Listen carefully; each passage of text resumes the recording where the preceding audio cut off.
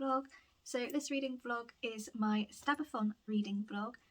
Hopefully you would have seen the video up by now, but if not, I'm participating in Stabathon Readathon, which is running from the 4th of October to the 10th.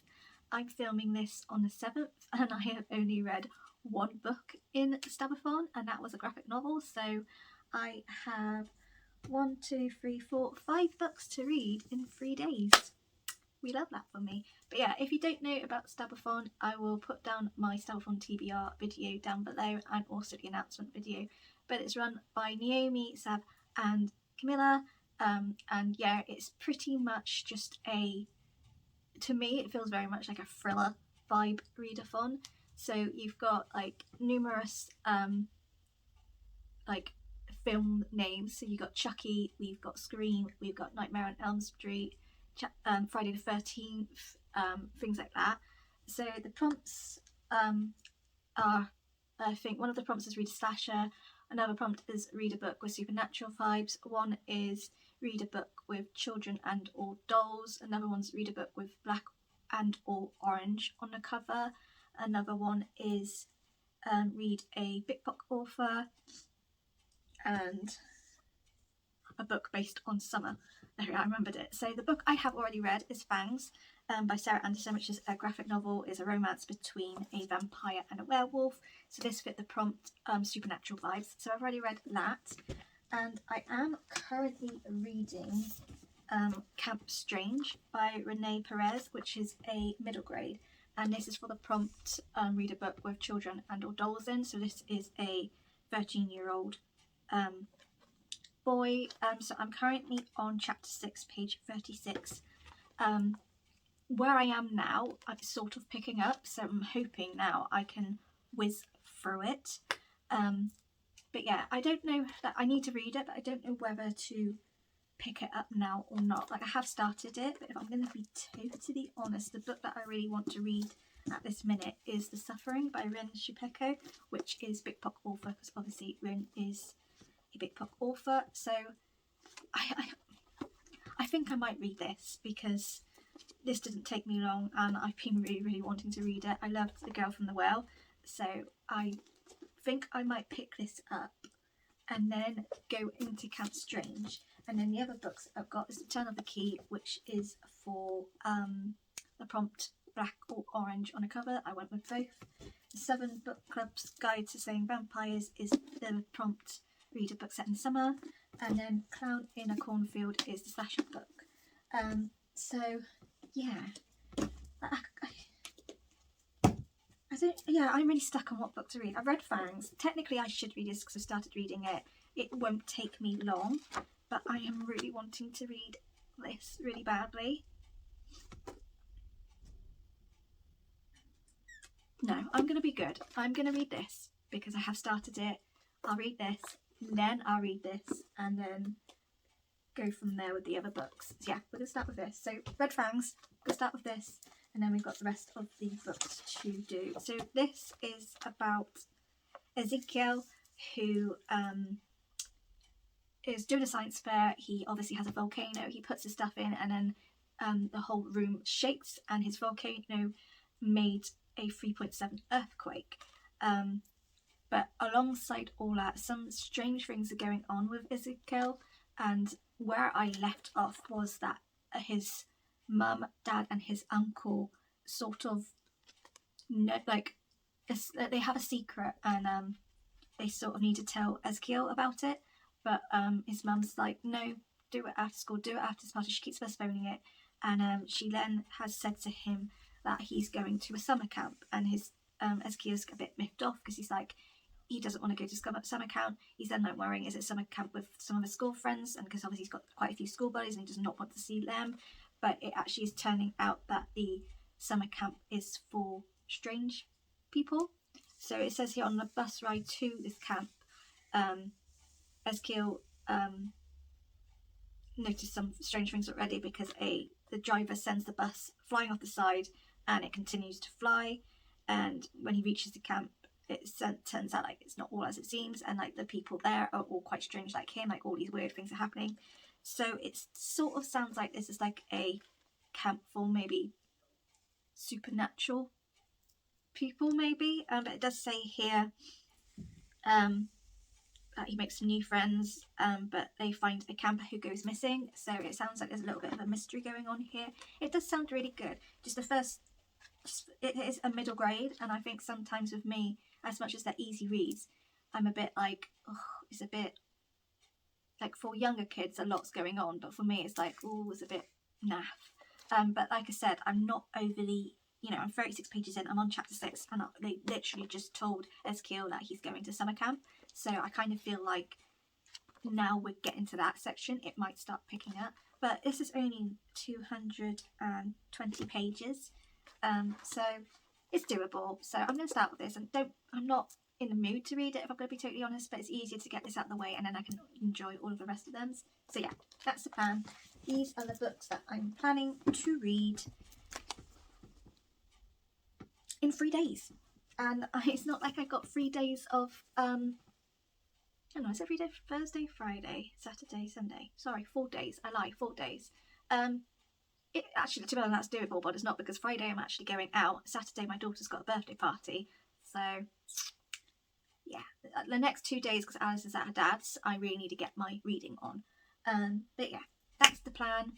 I shall catch up with you all when I have a reading update. I'll probably catch up with you actually when I finish Camp Strange, purely because it's only a short book, so it won't take me long, and then go from there. But yeah, welcome to Stabathon reading vlog. I hope you enjoy it.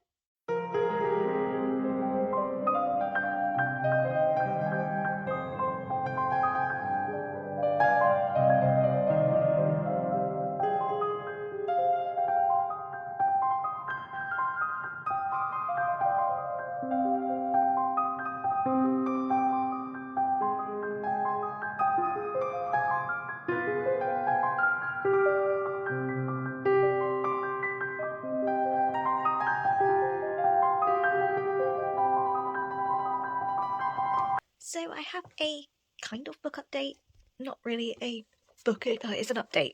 I wouldn't say it's to do with reading, but I have decided to DNF Camp Strange. It's just a bit too young for me, and it's very all over the place, and I'm really lost. Like, it's just, there's no sort of backstory going on, and I don't know whether it's because we're sort of with Ezekiel's point of view, so obviously he has no idea that he's got powers or something, but it's very young.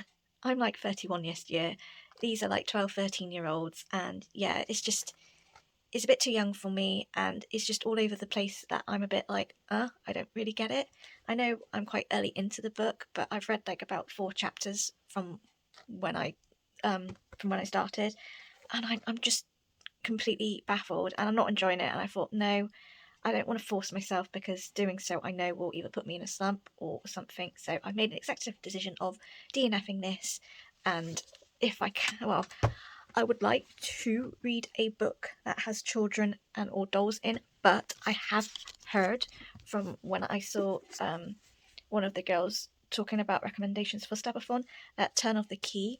It is to do with a child. It's a child's death, but it's still a child, so I might sort of just put Turn of the Key alongside that prompt, because I think you can double them up. But I'm now going to start The Suffering by Rinchabeko, because I'm dying to read it, and I know I'm going to enjoy this one. So that's the update. I will catch up with you when I've got some like proper thoughts on The Suffering. So yeah, that is that. Not doing a good start, but I'm thinking from now on we'll be doing okay, hopefully.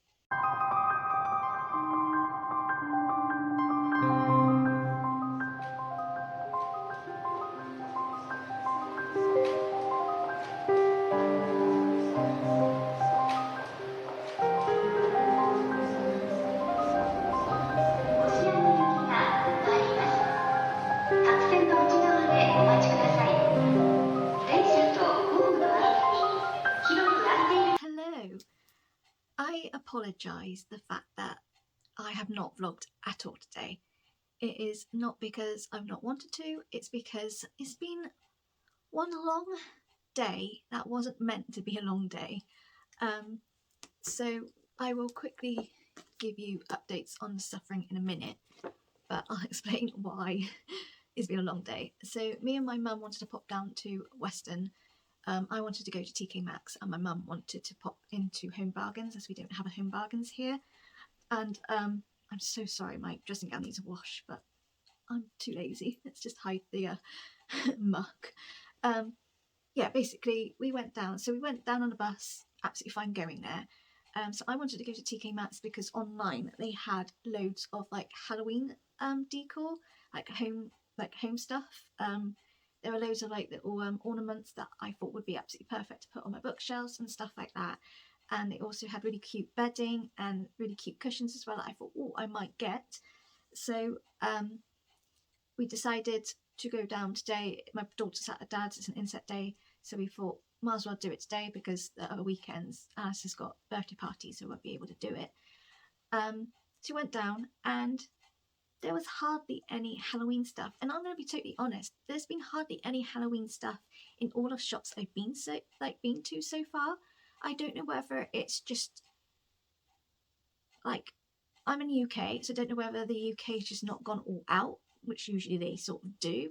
I don't know whether it's deliveries, maybe they're not getting much in because of all the stuff that's going on at the minute, but like there's hardly any Halloween stuff. Like I wanted to do like a Halloweeny vlog where I decorated my bookshelves and showed you all of like the Halloween stuff that's in the shops and things like that. And considering a couple of weeks away from Halloween, there's very little in the shops where I'm local to.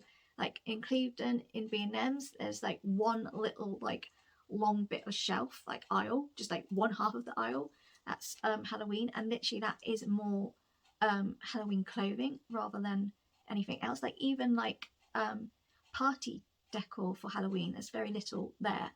Like when we went to TK Maxx, like on their website there was quite a lot. There wasn't loads, but there was more than what was in the shop. In Home Bargains there was like a little shelf and that was it. I thought, oh, and yeah, like considering like I follow a lot of American booktubers on BookTube, and like obviously I feel Americans very big on Halloween, fall, and obviously they have Thanksgiving and that, and I'm so jealous of all of this like Halloween spooky fall homeware people are doing, because we have got very little here. I don't know whether anyone else in the UK's noticed it or whether it's just where I am or what, I don't know, but literally that was why I wanted to go into TK Maxx, thinking, oh, like, you know, I'm gonna be spoilt for choice. There was 4 different designs of like Halloween cushions, but they were a hideous colour, and I thought no, and they were expensive for like the little amount of Halloweeny stuff on it. There was, from what I saw, 2 Halloween bedding, and it was not overly my particular taste. And then literally the only Halloweeny bit, and I wouldn't even say it was a proper shelf, but it was like a cuboid shelf, quite small, like probably was like where I am, like here.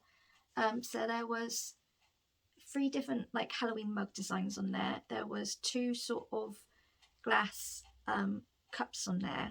There was 4 sort of Halloween inspired candles. There was about 3 sort of party wear stuff, like there was make your own bats and make your own spiders, and then I think there was a like tablecloth and napkins. There was probably 3 or 4 like sort of ornamenties, but for what they were, for the price they were, I was like, no, that was it. Like I wanted to go in and get some ornaments to put on my shelves, lights, things like that. I wanted to get some candles, like spooky candles particularly, and I've got from TK Maxx 1 thing that was Halloweeny, and not B&M's, Home Bargains, I bought 2 things, and they were like $4.99, that was altogether. And yeah, so like, don't get me wrong, I ended up buying other things in TK Maxx, but yeah, there's just very little Halloween. Like lucky enough, I've bought some stuff from Shein. I bought some clothes, like Halloween inspired clothes as well, and I've bought a few little bits to decorate, but it's still not arrived, and I don't know when it is. I'm hoping it'll be here on Monday, because it did say it was going to be between this weekend and Monday, so if it doesn't come tomorrow, then I probably thought it'd be Monday maybe.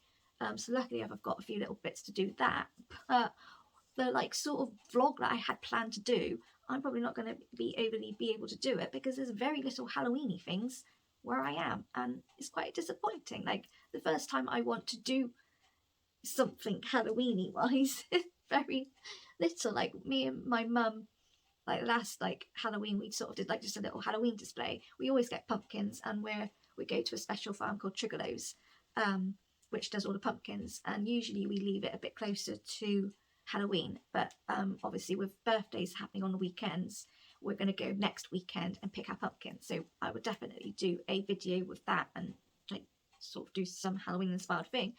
But yeah, very disappointed. But we basically went to TK Maxx and we went to Home Bargains. We were all done and dusted by 3 o'clock. Where the shops are, our bus stop is like right there. So we got there. Bus was meant to be there, but meant to be at the bus stop at 3:05. It never turned up.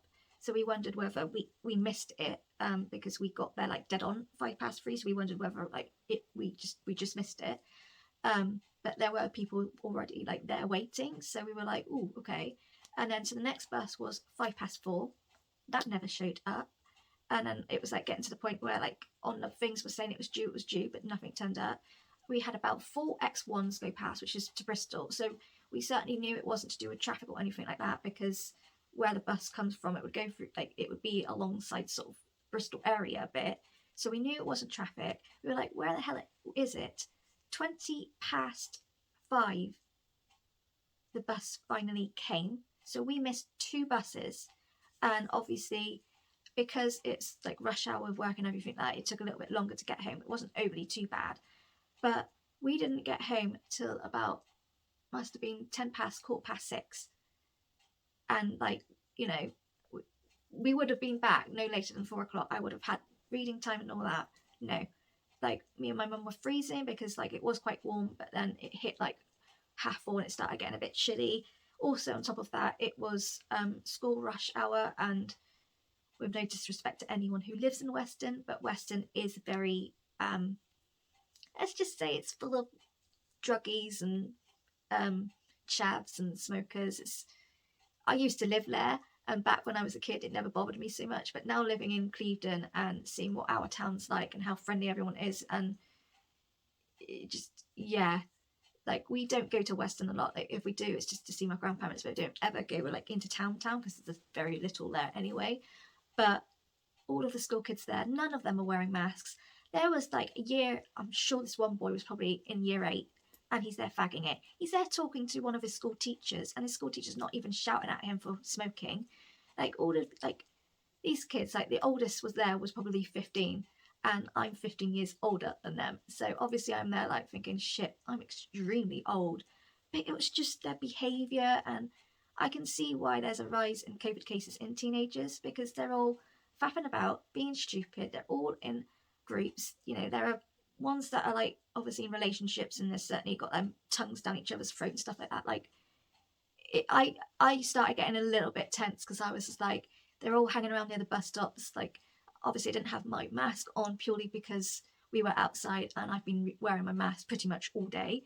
I needed like a breather, and it got to the point where I started like hiding my face with my hair because they were getting so close. And you know, for someone who has spent a year pretty much shielding, as much as I've had my both my COVID vaccinations, I've also got my booster one happening tomorrow.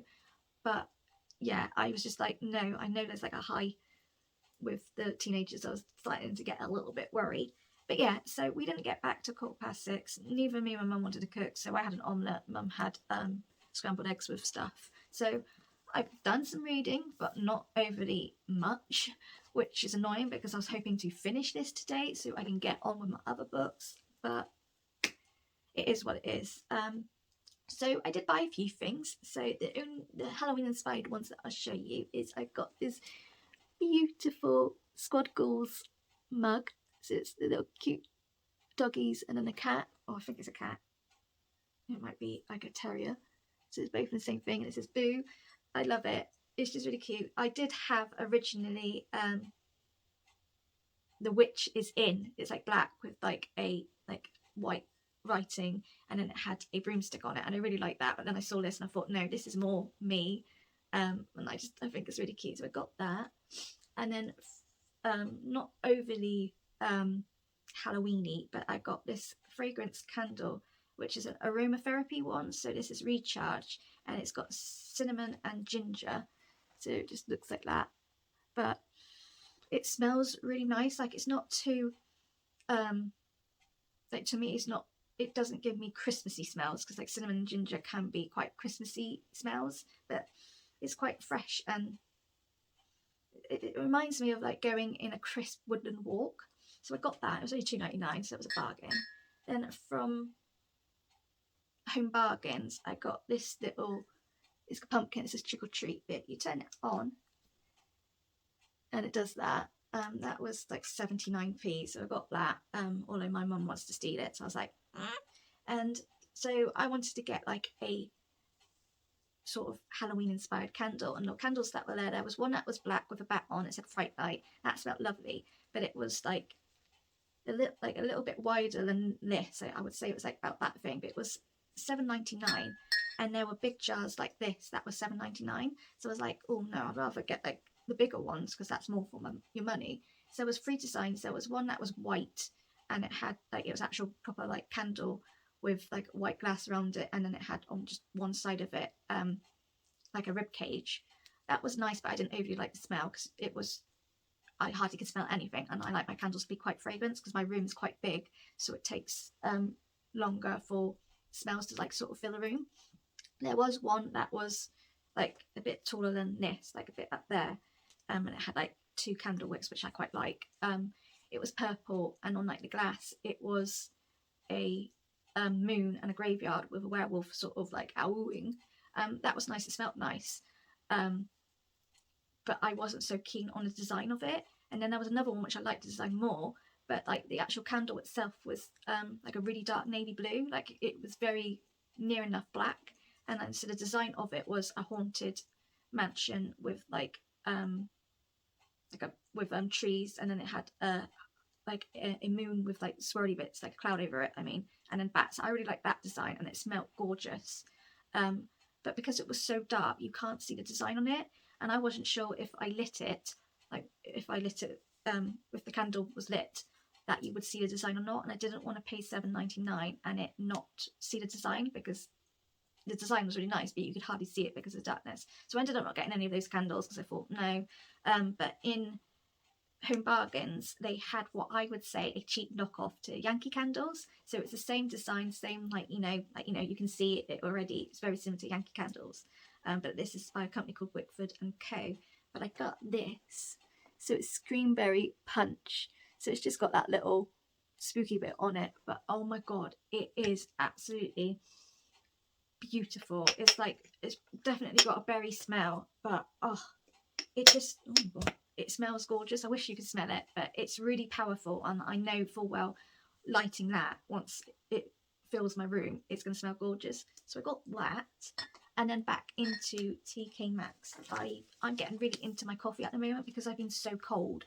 It's quite nice to have coffee, it warms my hands up, but I'm someone, I can't have like normal coffee, it has to be flavoured, and I really like caramel coffee. So I did have normal caramel lattes and all that, but sometimes they were still a bit too bitter for me. So I ended up getting from B&M's like these little shot sort of syrups that you just squeeze it in, but they were like £3.99 for a little thing, and I was using it up within a week. So I ended up deciding to buy an actual proper caramel syrup for your coffees, which was £3.99. It was bigger, but unfortunately with that, it's what it asks me to put in, I can hardly taste it, so I have put more in, and then it's too much because it's really sweet. So I haven't sort of found the balance yet of that, and like the little small syrup things. But I saw this, like my mum was just looking at some of the food, and I thought, oh my god, something smells gorgeous. So no joke, I was sniffing all the coffee bags, and it was this, and then I thought, oh, so it's by Smith's of London, and it's caramel flavour coffee. So it says caramel creamy sweet toffee, and it's got your little like whole smell it. But no joke, just walking past it, it smelled divine. It smells so sweet. So I'm hoping this might be quite good. I might have to put some sugar in, but I'm wondering whether this might actually be a bit more flavoured without having to put any syrup in, because the smell of it smells sweet. But I did have to double check, so I wasn't sure whether it was one of your like cafeteria ones, or whether you could use it as a normal spoonful, add milk, do your thing kind of thing. But yeah, you can do it. So I've got that, and this is a big bag. It's 227 gram bag, and it cost £3.99. So I think that's quite good. So I'm going to try that out, probably in my new mug. I bought a pair of trainers because the white trainers that I have I've worn when we went camping, and they're horrendously muddy, and I can't clean them. Like we've tried, they now are thing. So I wanted some trainers to go with like my leggings and my baggy jumpers when I'm doing like school and not looking smart. So these are Beverly Hills Polo Club, and they would have originally cost £45, and they were down in the clearance, and they were £12. But I think they're gorgeous. Like I'm a kid size 13, so it's very hard finding like adulty like shoes, but I love them. So I got them, and then I also got this jumper. I love oversized sweaters, so I've got this, and it says Heaven Sent, and it's just got, you know, angels and pink roses. So I've got that for me. I also got Alice, like an autumnal themed dress, like long sleeved. It's like beautiful colours, and it's got owls on, so I think she will like that, hopefully. And I also got her a new pair of trainers because she's a size 12, but some of the trainers have been too big, some of the trainers have been too small. She's very narrow as well, so it's really difficult to get them to fit. Like my mum bought her a pair, like ones like, you know, like the sock ones that you just pull on. She bought them 11 thinking they would fit her, but they were too small, so my mum's reordered a 12 because she liked them. But the other pair that we got were like, they're all like sort of Conversey ones, like quite like up to like where my socks are. They fit lovely, and they had rainbows on, and like they were really cute, and I just liked them. But because of where they are on her feet, they're really rubbing, and Alice is one of those people, if they hurt just putting them on, she's not going to wear them. So we were like, it's pointless. You know, it's obviously the wrong, even though they were actually quite comfy. So I've got trainers that are like this, so they're not as high actually, so hopefully they'll fit and they'll be comfy for her. So yeah, I also got a Christmas present for Alice. It's like a sloth, but it's interactive. It does music and sounds and stuff like that. So that's put away for Christmas. But I did come home and I had book mail and makeup as well. So I ordered some makeup. I'm not going to show you the makeup because, you know.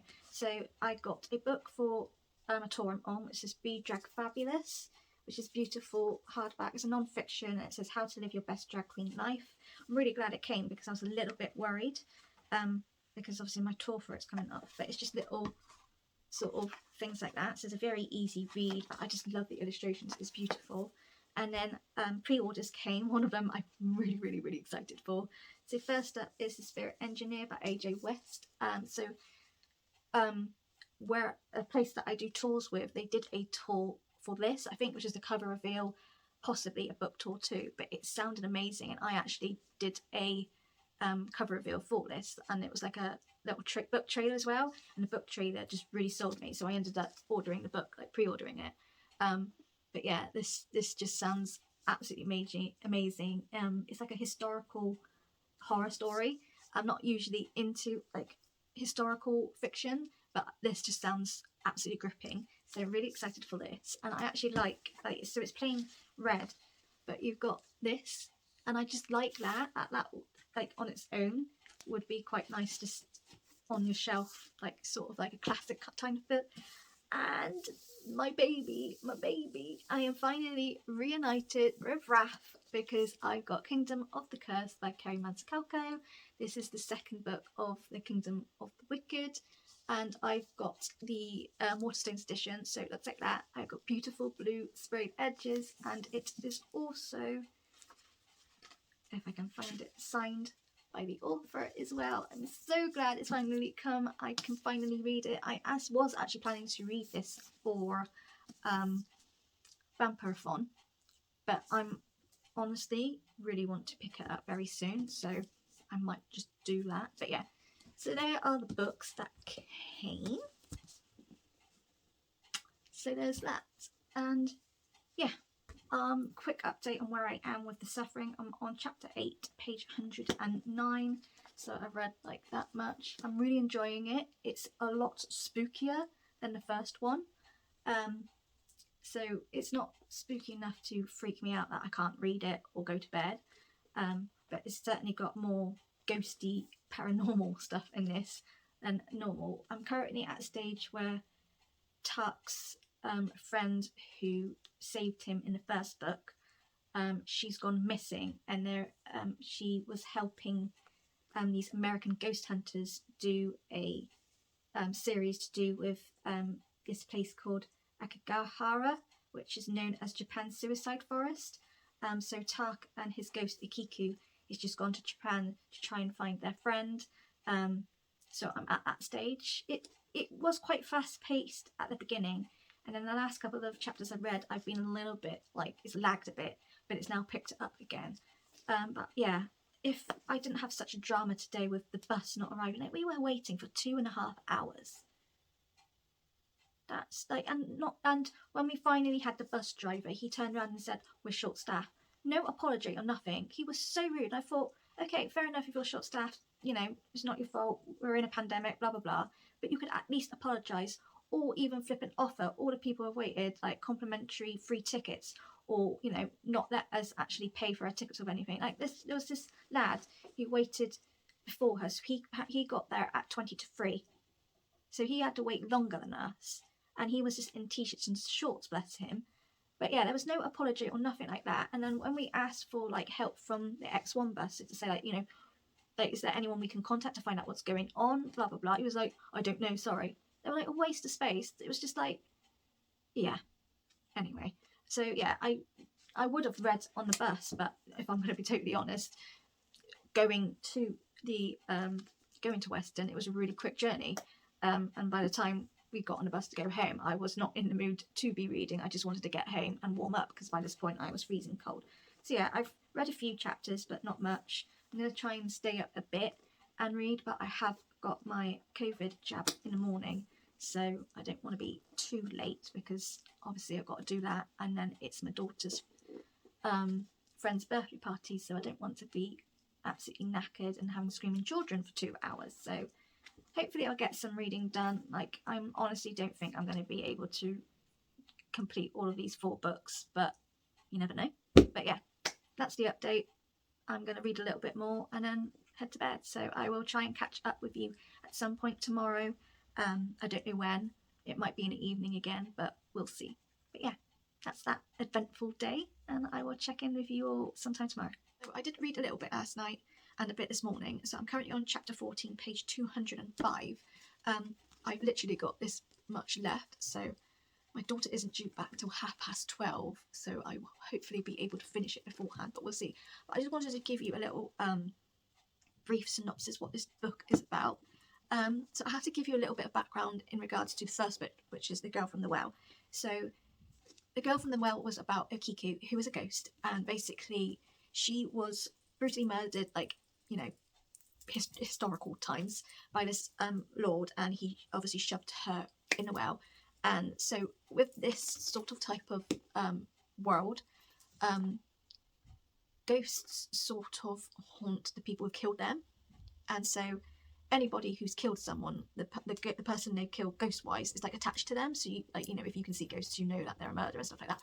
Anyway, Ikiku murders the person who killed her, and she had a choice of going into the light or not. So she became a restless spirit, and she decided to take up vengeance of every man out there who kills children. So she tends to murder the murderers. So in some sense she's a good ghost, but she obviously sort of has evilness in her, and sometimes she can attack people that maybe don't deserve it, kind of thing. So you sort of meet her and who she is, and she meets Tak. So she started haunting this bloke who had been killing, who would kidnap boys, sexually abuse them, and then kill them. And Tak was his next victim, because Tak just moved to the area, and so she picked it up on herself to make sure Tak isn't the next victim. But along the side there, she realises Tak's possessed by a ghost, and that Tak can actually see her. So she's the first, he's the first person who's seen her where she's not made it happen.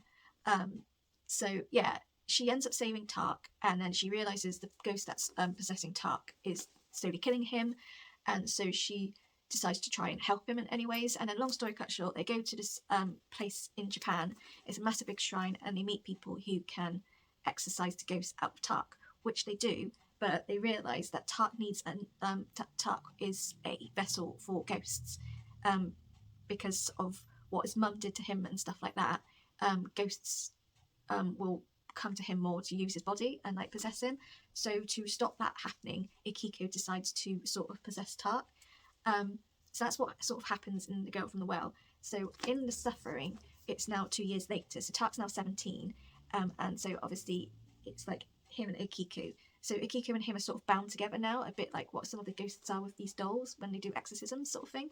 And so they sort of, the last 2 years, have been hunting murderers, and Akiko will kill them, and like Tark will cover it all up and stuff like that.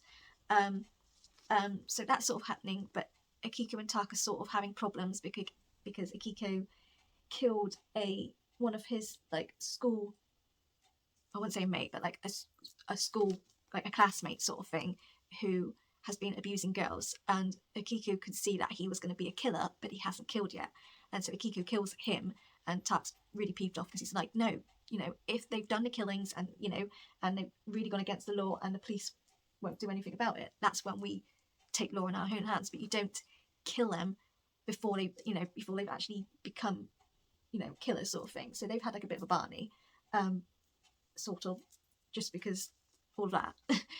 So I wouldn't say their relationship is perfect at the minute, but they currently were visiting friends up in Japan. They go every year, and they get an email from one of the people who helped exorcise ghosts out of Tark, who these American ghost hunters wanted to come and see them and go to this place called Akigahara, which is Japan's suicide forest. And they then get an email basically to say that she's gone missing. Kahagara has gone missing, and so Tark and his cousin Kali have decided to go to Japan a little bit earlier than they were. They've decided to go to this forest to find Kara and all of the American ghost hunters. And where I left off yesterday was Tark all of a sudden was left on his own in this forest. They found out that this forest is actually they've done this ritual where all of these girls, they have to stay indoors for 3 years. The only people they see is the person they're marrying, and then there's this ritual. But it turns out this ritual was actually a proper sacrifice. Like, these girls are getting killed, but they don't know, and they're getting killed to open the gates of hell. And the person who like does this will get all the power. So obviously, as normal, it's people who want power, so they choose to go to evil and all that. So all these girls have been murdered. It sounds like the men have been murdered too. The family, like the parents, like the fathers knew all about it, but the mothers didn't. So the mothers are sort of all stuck there as well. So Tark is in this forest all on his own. His cousin's gone missing, and he doesn't know what to do. And it's then come clear that there are a lot of ghosts in this forest. So some of the ghosts that he's managed to sort of capture into their bride dolls that they are, they're like obviously evil in a sense because of what's happened to hit them. But when he sort of gets them to, so he like captures them in the dolls, like getting ready to, like, you know, they actually turn nice because all they want is just to get out of this place. Like, they're stuck there, like they just want to move on. But there are some girls there who, well, there is one particular ghost that's very malicious, evil. So I don't think she's actually one of the girls. I think I don't know. There's just a really, really nasty one there. So Tark's currently sort of capturing all these ghosts to then burn their dolls, because there is a certain way you have to do it if these ghosts have been alive for over 100 years, which these ghosts are. But it's obviously clear that there's been this massive, big sacrifice, murder, cult thing going on. But obviously Tark's in a position where so Akiko sort of protects him as far as she can. But there are like these rules. So Akiko, because she was killed and put in like her resting place where she was left, was a well. So her ghost spirit is of water, like her element is water. So in hindsight, if she's good with ghosts that were killed to do with fire or anything like that, like she can kill them easily.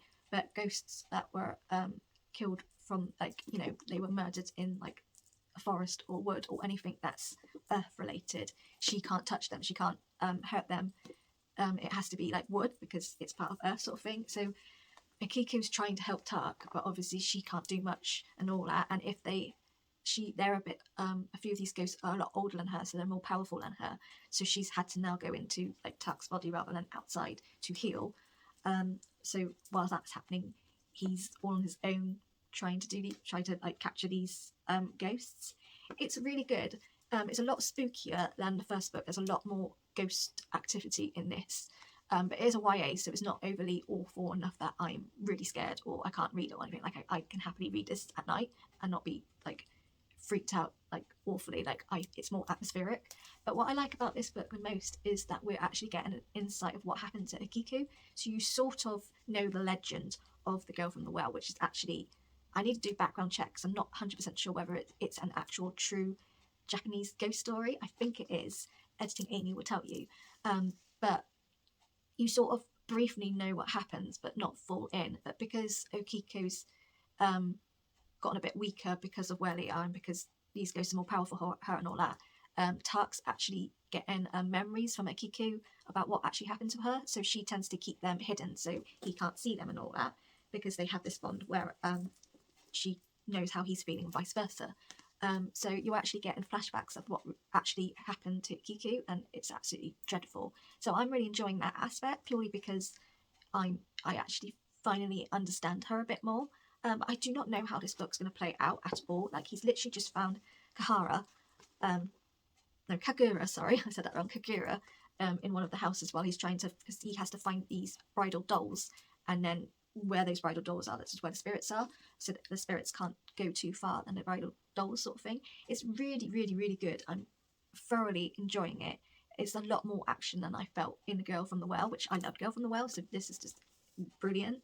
But yeah, it's very, very interesting. I'm thoroughly enjoying it. So yeah, that's where I am. I've got this much left to read, so I'm going to go and sit and read it and hopefully finish it, so then I can start the next book and try and get onto the reading. So I will check in on you when I finish this and then tell you what my next read will be. Hi. I apologise. This vlog is an absolute disaster. It's not gone anyway how I'd like it to go. I apologise. Like, this has just not been one for me this weekend. So the last time I updated you was I was going to finish Suffering. I did. I finished it just before my daughter turned up, and then I was just about to do like a video and she came, so I didn't do that. And then it was a mad rush to get her ready to go to a party because it was like 2 o'clock it started and she didn't get back, and like it was a mad rush basically. Her dad took the piss a little bit. So I finished this, and it's only we're on 8:30 on Sunday now, and I'm finally can tell you my thoughts of this. But it was fantastic. I absolutely loved. This was fully a ghost story. Like, The Girl from the Well was a ghost story, but it was sort of about possession and things like that. This was a proper full-blown ghost story. We also had like ghost hunters. We had a lot of Japanese culture in here again, which I absolutely love. Like, it's really something I'm quite fascinated in. So this book has given me everything that I want. Love this. There was a massive big like twist in this book, and I honestly did not know how it was going to play out. I genuinely thought, oh my god, like, yeah, I just love this. It's a 5-star. I actually love this more than The Girl from the Well, which is shocking because I love that book so much. I actually did some background checks because I wanted to know whether The Girl from the Well, the ghost story that was mentioned in that, and sort of you get more flashbacks in this one, whether it actually was true, and it is. So Okiku is a 16 I can't remember how old it was. It was 16th century ghost story. She got murdered and she got shoved in a well. But loads of people have done so many stories of Kiku that you actually don't know which is the true story now. We've got The Ring, which kind of went like their own twist of The Girl from the Well and stuff like that. So it's a true ghost story, but you actually don't know which one is the actual true encounters of the ghost story, because there's been so many retellings of it now, you just don't know. But I'm really glad that it is actually based on a true ghost story. So yeah, I just love this. It was very ghosty. It's certainly about possession. It certainly shows about rituals and how evil people would go just to get power and stuff. It was fantastic. The ending was so well done, and I love the fact that it sort of ends in a way there could be another book if you like, if the author wanted to, but it also can end in a way where it's satisfactory as well. So yeah, love this. Easy 5 stars. I love this even more than The Girl from the Well, and I love that book. So we read one book. I also started reading the Southern Book Club's Guide to Slaying Vampires by Grady Hendrix. So I'm currently on, well, I read up to chapter, so yeah, I stayed up quite late last night because I really wasn't feeling around. I stayed up till I was on chapter 8, page 81, but I've read a bit more, so I'm now on chapter 14, page 145, so I've liked that much. I'm really enjoying this book. I really wanted to read this, but like the way this book's going, I could read this in one sitting, but I'm going to be honest with you guys. I came back from Alice's friend's birthday party. My arm was killing me. Like, it got knocked quite a few times because obviously I had my COVID booster jab done on Saturday morning, and then when I got home my head was starting to hurt, and I don't know whether it was a mixture because all of the jabs I've had the same Pfizer jabs, but I've always suffered with headache, so I don't know whether it was just like a delayed headache or whether it was a headache just from the party because it was extremely noisy or what, but my head started pounding, my arm was hurting. This morning I didn't get up till about 11 o'clock because I had a rough night. I kept bashing my arm, and it's not so bad now, but my arm was massive here and I could hardly move it. I was like, you know, moving a little bit, and that was hurting. I keep knocking it, and like I can move it now, and I kind of have to because otherwise it's so stiff I can't move it, but it hurts and it's quite big. But I woke up this morning at 11 and I had a bit of a headache. Took some Brufen, but obviously I'm one of those people, like, it will either get rid of the headache or it won't, and it was just getting worse, so I ended up going to sleep at 2:30 and I didn't wake up until 4:30. So where I would have probably read a substantial amount of this book, maybe even finished it, I didn't because I've been asleep, and I'm going to try and read as much as I can now, but I'm feeling rough, my head hurts, so I don't know, I'll read as much as I can until I really can't cope anymore. But this vlog sucks because I've only managed to read one book in this vlog, hopefully 2, but I doubt it. I've DNF'd a book, and at this particular moment, Stabathon's books, I've only read 2. So we're doing well. I've got this book and I have 2 other books to read, and it's not going to happen. So I think Stabathon has turned into a massive flop. You love that for me.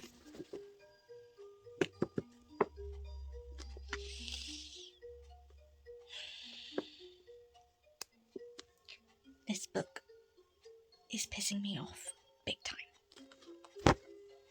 Hi guys, it's officially the end of this vlog. Let's not beat around the bush here. This was terrible. This was really, really terrible. I've read one book. One book. It's official. Stabathon was a complete failure for me because out of all of the books I had on my Stabathon TBR, I currently read 2. And Stabathon's finished now. So we love that. That was just awful. Yeah, I don't really have an excuse. Like, I could turn around and say to you guys it's because I was busy. Friday and Saturday were busy days for me, which in that sense, yes, it kind of knocked out some of my reading time, but I can still read like a full book and within a couple of hours if I really love it. My problem was the books. So as you saw, I have done a DNF. I did a DNF for Camp Strange by Renee Perez. It's just too young for me. Like, I don't mind middle grade books, but I have to really be invested in the story and really like the characters, and then I'm quite alright with the book. For me, I didn't really understand the plot was going on. The main character in here was just a very whiny, annoying kid, and I was just like, yeah, it's a short story and I could have pushed myself into it, and maybe pushing myself into it I might have understood some of the plot, but I also knew if I did that I would probably really put myself in a weird, not maybe a slump, but I would just really not be interested in reading because I could just tell that I wasn't going to vibe with this book. So I was like, screw it, I'm DNFing it. So the book I did read and finish was The Suffering by Rinchabeko. Absolutely loved this. It was a 5-star read. I read The Girl from the Well, which was the first book, and loved that. This for me was even better than the first one, which was shocking. It was more to do with ghosts. It had more supernatural, paranormal aspects in here. I love the Japanese culture in here. There was a lot more of it in this one. I like that we had Ghost Ukiku's actual flashbacks of what happened to her, and we actually know what caused her to be murdered and become like a restless spirit per se. I really liked the Japanese folklore as well. Just everything about this book I loved. I thought was brilliant. The twist near the end, I really did not know where that was heading. I genuinely thought that was it, over and done with. and then it wasn't. It was just really good. I recommend this series. I just think it's fab. So I read that, and I'm really glad I did, because it was 5 stars and it was a fantastic read. Now, I haven't read this in this vlog. I read this a couple of days before I did this vlog, but I did also read Fangs by Sarah Anderson, which is a romance graphic novel between a vampire and a werewolf. So I have technically managed to read 2 books in Stabathon, but obviously I didn't read this in this one, but I thought I'd mention it anyway. Now on to so you saw me reading the seven book club's guide to slaying vampires, Grady Hendrix, and you saw that I was enjoying it, but I was having a little bit of an issue with our main character, Patricia's husband. So I'm currently on chapter 22, page 219. So I am quite into this book. You know, I'm over halfway, but this book is now starting to really get on my nerves, and I wouldn't say it's triggering. Like, I have certain triggers, and majority of the time I can still read books with those triggers. It's sort of depending on how I feel about it, but I have problems when it comes to abuse in women. Like, if it's controlling, emotional, physical, any type of nastiness to women, I do struggle with. And majority of the time I can read it, and you know, I can make notes about it and talk about it and things like this. Now, this I wouldn't say has abuse per se in it, but I'm really getting sick and tired of the way men are, like the way the men are with their wives. Like, we are. So there's like sections where it does the book and it tells you what month. So currently it's Psycho, August 1993. Now, admittedly, I'm only 2 years old. Like, I was born in 1990, so in that year I'm 2 years old. But I cannot remember in the 90s men being very, like, you know, women have to stay at home, they have to cook, clean, put food on the table. Like, you know, women's job is to be a housewife. I can't remember in the 90s that being that. You know, my dad was in the army. My mum had me, and she was in the army. She was one of the first females to have maternity leave. She didn't go back to the army. She didn't have to. So at this point, she's not working, but that was her own choice rather than anything else. So I'm sort of there thinking, I don't think the 90s in that era it was that women were housewives, that were their jobs. But this is starting to annoy me now, and I don't know whether it... I sometimes have a problem with men writing about women. I feel sometimes men write women quite nastily, and I had an issue with Stephen King's book The Mist, the way he portrayed women, and I'm starting to get that a little bit with this book. Not per se the woman's character, but just the way that men are with their wives. Like, they're pretty much saying, you know, why aren't you cleaning? Why aren't you doing this? Like, their job is that, and it really peeves me off, because I'm thinking, no. And I know, even at this era now, where we are, you know, women are still battling for freedom, and you know that especially in workplaces, women are still not noticed as being, you know, they could be a boss. That, you know, some workplaces men are still like, no, women are beneath them, men should be top bosses and stuff like that. I know that they're still going that, and I know, you know, a lot of women fought for our rights, and you know, we're getting better, but there are still areas where it isn't.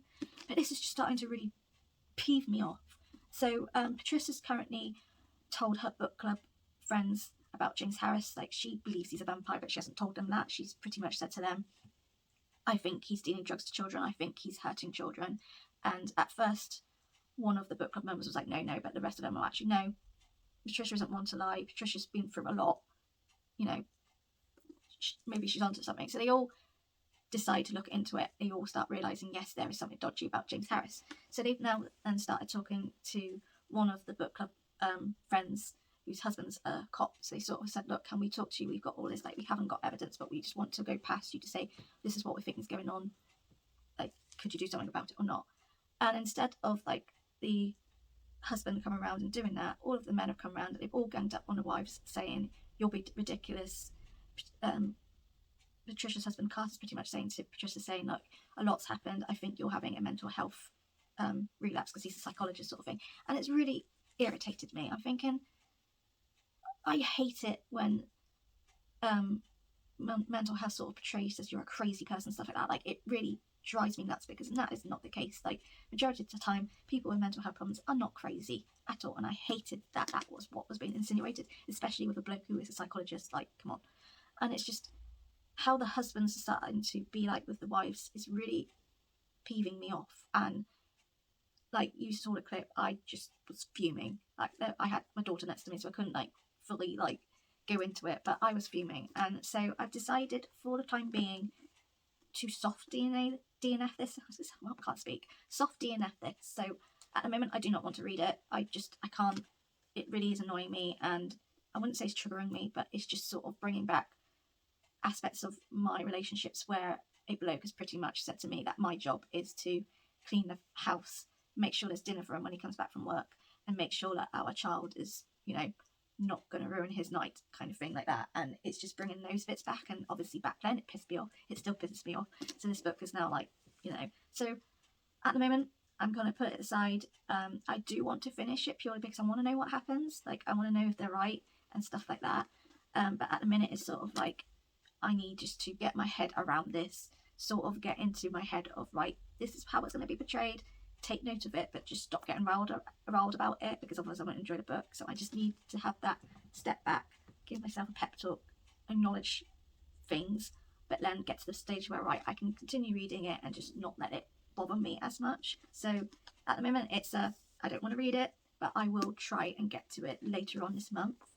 I did, however, start Clown in a Cornfield by Adam Césaire, and I'm currently on chapter 11, page 158, so I am actually halfway, and I'm loving this book. It's really, really, really good. Like, we've already got slasher vibes with the clown, like we've already got like 2 brutal deaths. It is clear there's just going to be a massive like killing spree at this party, because that's what it's sort of getting into. But I'm loving this. Like, this is already giving me 5-star vibes, depending on how it ends, on whether it will, you know, drop or not. But I'm adoring this. Now, admittedly, Stabathon's finished. This, you know, I can't really count finishing this because I haven't, and I've got book tours to sort of do the rest of these next coming days. So I am going to finish this, purely because it's also on my TBR game.